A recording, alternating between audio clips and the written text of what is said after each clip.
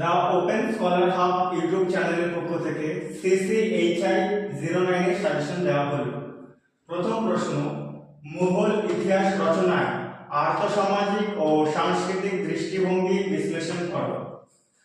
2 নম্বর প্রশ্ন, শাসক হিসাবে শেরশাহের মূল্যায়ন করো। তৃতীয় প্রশ্ন, জাগিরদারি প্রথার বৈশিষ্ট্য কি কি ছিল।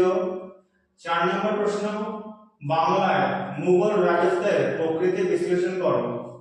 5 নম্বর প্রশ্ন, মুঘল আমলে বাংলা ভাষা ও সাহিত্যের বিকাশ সম্পর্কে সংক্ষেপে আলোচনা করো। 6 নম্বর প্রশ্ন, প্রথম পানিপথের যুদ্ধে বাবরের রণকৌশল কি ছিল এবং বাবর কেন এই যুদ্ধে জয়ী হয়েছিলেন।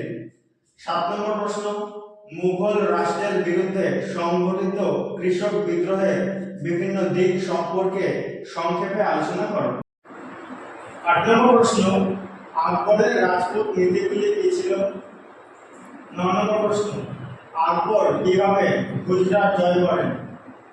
10 নম্বর প্রশ্ন, মুঘল আমলে জমি জরিপ সম্পর্কে একটি টিকা লেখো।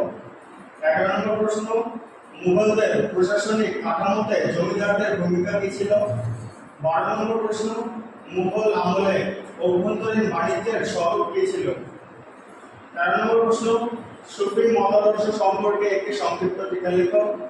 14 নম্বর প্রশ্ন, মুঘল আমলে দরবারি ইতিহাস চর্চার ধারা আলোচনা করো। 15 নম্বর প্রশ্ন, বিদেশিদের বিবরণে মুঘল ইতিহাসের বৈশিষ্ট্যগুলিকে কিভাবে তুলে ধরা হয়েছে।